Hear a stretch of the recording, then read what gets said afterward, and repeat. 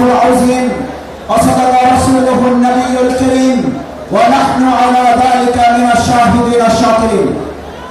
আজকের এই জাতীয় সিরাত উদযাপন কমিটির ঐতিহাসিক আয়োজনের সম্মানিত সভাপতি, সম্মানিত হযরত ওলামায়ে কেরাম, সম্মানিত ইসলামিক দলের সম্মানিত নেতৃবৃন্দ, আজকের আল কোরআনের বাগানে উপস্থিত তৌহিদি জনতা ভাই এবং বোনেরা, উপস্থিত সম্মানিত সাংবাদিক বন্ধুগণ, আইন শৃঙ্খলায় নিয়োজিত সদস্যবৃন্দ, আসসালামু আলাইকুম ওয়া রাহমাতুল্লাহি ওয়া বারাকাতুহু।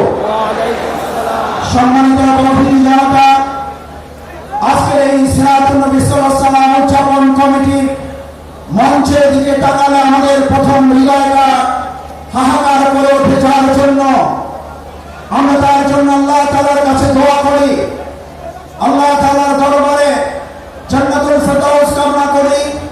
আমাদের কোরআনের পাখি, কোরআনের তাফসীর কারক হযরত মাওলানা দেলোয়ার হোসেন সাঈদী রাহিমাহুল্লাহ, আল্লাহ সুবহানাহু ওয়া তাআলা তাকে জান্নাতুল ফেরদাউসের জন্য কবুল করুন, আমিন।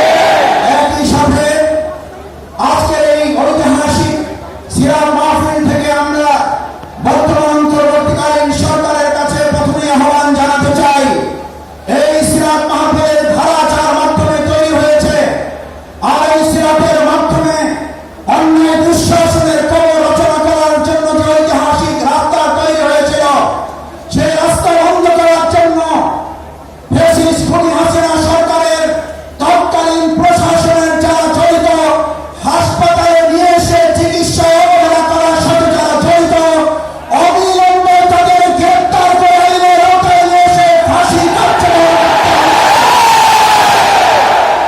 সম্মানিত ভাই এবং বন্ধুগণ, আজকের ঐতিহাসিক